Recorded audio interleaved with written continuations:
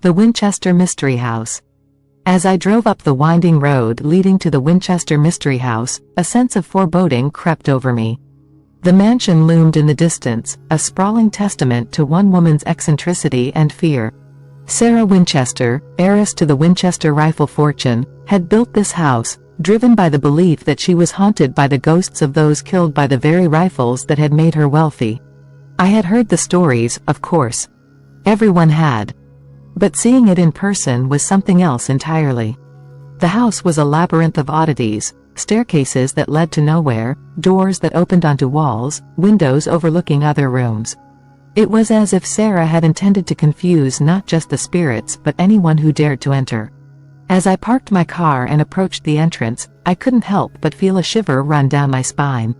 The air was thick with history, and something else I couldn't quite put my finger on. Inside, the atmosphere was even more unsettling. The old wooden floors creaked beneath my feet, and the dim lighting cast eerie shadows on the walls. I was greeted by a tour guide, a young woman with a nervous smile and wide eyes. She handed me a brochure and began to lead the group through the maze-like halls, recounting the history of the house and its enigmatic owner. Sarah Winchester began construction on this house in 1886, the guide explained. She believed she was haunted by the spirits of those killed by Winchester rifles and that the only way to appease them was to keep building. She never stopped. The house grew and grew, and in the end, it had over 160 rooms. As we moved from room to room, the oddities became more pronounced. There was the staircase that ascended into the ceiling, the door that opened onto a solid wall, and the windows placed in the most peculiar spots. It was clear that Sarah's fear had driven her to create a home unlike any other, a place where she hoped to find peace but had instead found only more confusion and torment. We arrived at the séance room, a small, circular chamber where Sarah was said to have communicated with the spirits. The guide's voice lowered to a whisper as she described the rituals that had taken place there, the candles, the whispered incantations, the desperate attempts to make contact with the other side. I could almost feel Sarah's presence, her desperation, and her fear. The room was cold, and I could see my breath in the dim light. It was as if the house itself was alive, feeding off the energy of its past, the pain and suffering of its creator. I felt a chill run through me as I imagined Sarah, alone in this room, surrounded by the unseen, pleading for forgiveness, for understanding, for peace. As the tour continued, I couldn't shake the feeling that we were being watched. The shadows seemed to move on their own, and the creaking of the old house seemed to follow us, growing louder and more insistent. The guide's voice began to falter, and she glanced nervously around, as if she too could feel the presence of something unseen. Finally, we reached the end of the tour, standing in front of a grand staircase that led to the upper floors. The guide explained that many of the rooms upstairs were closed off to visitors, deemed too dangerous due to their odd construction. She thanked us for visiting and urged us to explore the gardens outside, where Sarah had also spent much of her time. As I stepped out into the fresh air, I couldn't help but look back at the house. It stood there, silent and imposing, a monument to madness and fear.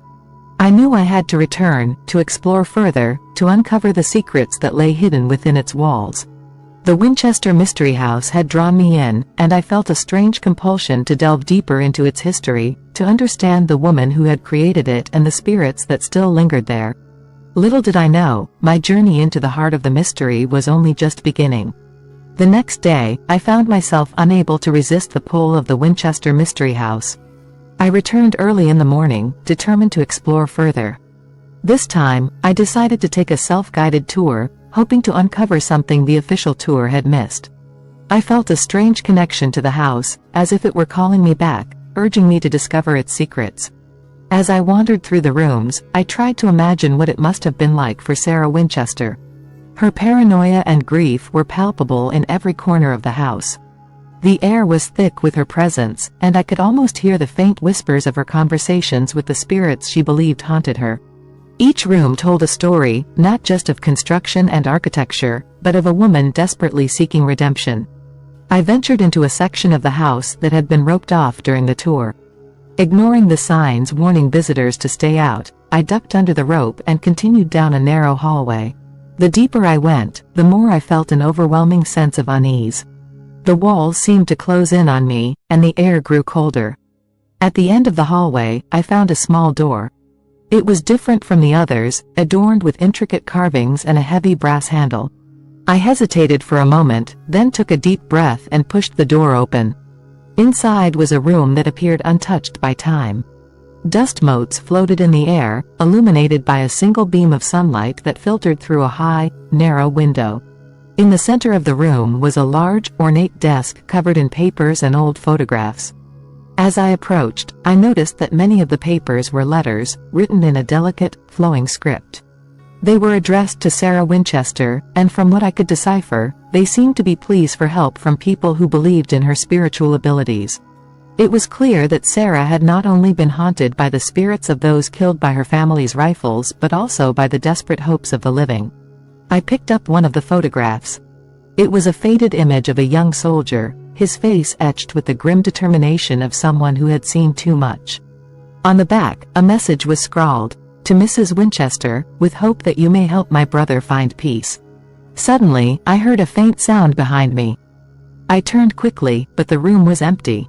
My heart pounded in my chest as I strained to listen. There it was again, a soft whisper, like a distant echo. I couldn't make out the words, but the tone was unmistakable, pleading, desperate. Driven by curiosity and a growing sense of dread, I decided to investigate further. I searched the room, looking for any clues that might explain the whispers. Behind a heavy velvet curtain, I discovered another door, smaller and more unassuming than the first. It creaked open to reveal a narrow staircase descending into darkness. With my heart in my throat, I began to descend. The air grew colder with each step, and the whispers became more distinct. I could almost make out the words now, though they seemed to overlap, creating a dissonant chorus of sorrow and regret. At the bottom of the stairs, I found myself in a small, dimly lit chamber.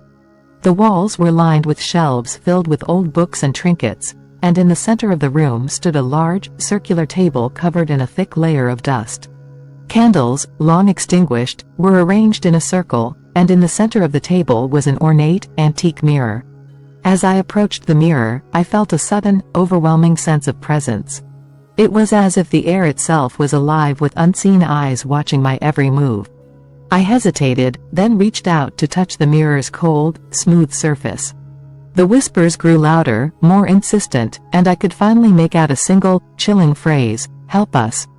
The room seemed to spin, and I was overwhelmed by a wave of dizziness. I stumbled back, my hand still pressed against the mirror. For a brief moment, I thought I saw faces in the glass, pale, ghostly visages staring back at me with hollow eyes. Then, just as suddenly, they were gone, leaving me alone in the silent, dark chamber. I knew then that I had stumbled upon something far more sinister than I had ever imagined. The spirits of the Winchester Mystery House were real, and they were crying out for help. And somehow, I had become entangled in their desperate quest for peace. As I made my way back up the narrow staircase and out into the daylight, I couldn't shake the feeling that I was being followed. The whispers had faded, but the sense of presence lingered, a constant reminder of the unseen forces at work within the house. I knew I couldn't turn back now. I had to uncover the truth, to understand the full extent of the mystery that had consumed Sarah Winchester and now seemed to be consuming me. Little did I know, the deeper I delved, the more perilous my journey would become. The Winchester Mystery House had many secrets, and I was only just beginning to unravel them. My nights were restless, filled with strange dreams and whispers that seemed to seep into my sleep. The faces I had seen in the mirror haunted my thoughts, their hollow eyes begging for something I couldn't yet comprehend. Despite the fear that gnawed at me, I felt an unrelenting pull to return to the house. On my third visit, I arrived prepared with a flashlight and a notebook, determined to document my findings. The house stood silent and imposing as ever, its windows like watchful eyes. I entered through a side door, avoiding the main entrance to avoid drawing attention. This time, I headed straight for the area I had discovered the previous day. I retraced my steps down the narrow hallway, through the carved door, and into the room with the desk and photographs. The air felt thick with anticipation, as if the house itself was aware of my presence. I approached the antique mirror again, this time with my flashlight in hand. I shone the light around the room, illuminating the dusty shelves and the table with its circle of candles.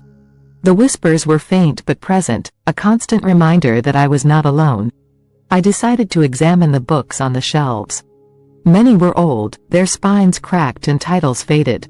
I carefully pulled one out and flipped through its pages. It was a journal, filled with handwritten notes and sketches. The entries detailed Sarah Winchester's encounters with the spirits, her desperate attempts to communicate with them, and her growing fear of what they demanded. One entry stood out to me. June 13, 1905, the voices grow louder each night. They speak of peace, of rest, but their eyes are filled with torment. I must find a way to help them, to free them from this house. The mirror shows their faces, but I cannot decipher their message. I fear I am losing my mind. As I read, the whispers grew louder, more insistent. I turned to face the mirror, my flashlight beam reflecting off its surface. For a moment, I saw nothing but my own reflection. Then, slowly, the glass seemed to ripple, and the ghostly faces appeared once more. This time, their expressions were clearer, pleading, desperate, and full of pain. "Help us," they whispered, their voices overlapping in a haunting chorus. I reached out, my hand trembling, and touched the mirror. The cold surface seemed to vibrate under my fingers. I felt a strange sensation, as if I were being pulled into the glass. The faces grew clearer, and I could see their mouths moving, forming words I couldn't hear. Suddenly, I was thrown back, landing hard on the floor. The room spun around me, and the whispers faded into an eerie silence. I lay there, catching my breath, trying to process what had just happened. The house felt different now, its atmosphere more oppressive, as if it resented my intrusion. I knew I couldn't stop now. The spirits had reached out to me, and I had to find a way to help them. I gathered my notebook and flashlight and made my way back up the stairs, my mind racing with questions. What did the spirits want? How could I help them find peace? As I exited the house, I felt a chill run down my spine. The garden, once a place of solace for Sarah Winchester, now seemed overgrown and neglected, its flowers wilted and dying. I walked through the twisted paths, trying to piece together the puzzle. I spent the next few days researching the history of the Winchester Mystery House, poring over old newspapers, journals, and records. The more I learned, the clearer the picture became. Sarah had been tormented by guilt and fear, driven to madness by the belief that the spirits of those killed by her family's rifles were seeking vengeance. But there was more to it. The spirits seemed to be trapped, unable to move on. The house, with its endless construction and bizarre architecture, had become a prison for them. Sarah's attempts to appease them had only created a maze of confusion and despair. I knew I had to return once more, to delve deeper into the mystery and find a way to free the trapped souls. The Winchester Mystery House was not just a relic of the past. It was a living, breathing entity, filled with pain and sorrow. And it had chosen me to uncover its secrets. On my fourth visit to the Winchester Mystery House, I felt an unsettling mixture of determination and dread. Armed with the knowledge I had gathered, I was ready to confront whatever lay within. As I stepped through the side door, the house seemed to close in around me, its walls whispering secrets I could almost understand. I made my way back to the chamber with the antique mirror, each step heavier with the weight of my mission. The air was thick and oppressive, and the whispers grew louder with every passing moment. I approached the mirror and placed my hand on its cold surface, determined to break through to the other side. "Help us," the voices pleaded, clearer now than ever before. I closed my eyes and focused on the faces in the glass, willing myself to understand their pain. As I did, a sudden rush of cold air enveloped me, and I felt myself being pulled into the mirror. When I opened my eyes, I found myself standing in a dark, misty realm that seemed to stretch on forever. The ghostly faces surrounded me, their expressions a mix of hope and despair. They began to speak in unison, their voices echoing through the mist. "We are trapped," they said. "Bound to this place by fear and unfinished business. We need your help to find peace." I felt a wave of empathy wash over me as I realized the extent of their suffering. Sarah Winchester had tried to help them, but her efforts had only ensnared them further. It was up to me to find a way to free them. "How can I help you?" I asked, my voice trembling. The spirits guided me through the mist to a series of scenes that played out like memories. I saw the construction of the house, the endless building that had driven Sarah to the brink of madness. I saw her attempts to communicate with the spirits, her desperate rituals and incantations. And I saw the faces of the spirits, their pain mirrored in her eyes. You must break the cycle, they said. End the construction. Release us from this prison. I knew what I had to do. I had to dismantle the labyrinth, to bring the house back to its original state. But how could I accomplish such a monumental task? The spirits seemed to sense my uncertainty. They showed me a hidden room, deep within the house, where Sarah had kept detailed plans and journals. These documents held the key to understanding the house's construction and, more importantly, how to reverse it. With a newfound sense of purpose, I returned to the physical world. The transition was jarring, but I was determined. I made my way to the hidden room, guided by the spirits' whispers. Inside, I found a treasure trove of information, blueprints, journals, and letters that detailed every step of the house's construction. I spent days poring over the documents, piecing together the puzzle. The task was daunting, but with the spirits' guidance, I began to formulate a plan. I would need help, skilled workers who could follow the plans and undo the intricate construction. Enlisting a team was not easy. The workers were skeptical, but the promise of uncovering the truth behind the famous Winchester Mystery House was enough to convince them. Together, we set to work, dismantling the maze-like structures and restoring the house to its original form. As we worked, the atmosphere in the house began to change. The oppressive weight lifted, and the whispers grew softer, more hopeful.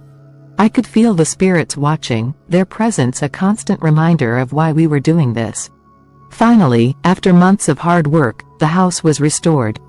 The labyrinth was gone, replaced by a simpler, more coherent structure. I stood in the middle of the newly restored house, feeling a profound sense of accomplishment and relief. The spirits appeared one last time, their faces filled with gratitude. They spoke in unison, their voices filled with peace. "Thank you," they said. "We are free." As they faded into the light, I felt a wave of warmth and tranquility wash over me. The house was no longer a prison, but a place of peace. Sarah Winchester's legacy was no longer one of madness and despair, but of redemption and release. I walked through the house one last time, taking in the quiet, serene atmosphere. The Winchester Mystery House had been transformed, not just physically, but spiritually. It was no longer a place of torment, but a testament to the power of compassion and understanding. As I stepped outside into the fresh air, I felt a sense of closure. The house had revealed its secrets, and the spirits had found peace. My journey had come to an end, but the lessons I had learned would stay with me forever. The Winchester Mystery House had changed me, just as I had changed it. And for that, I was grateful.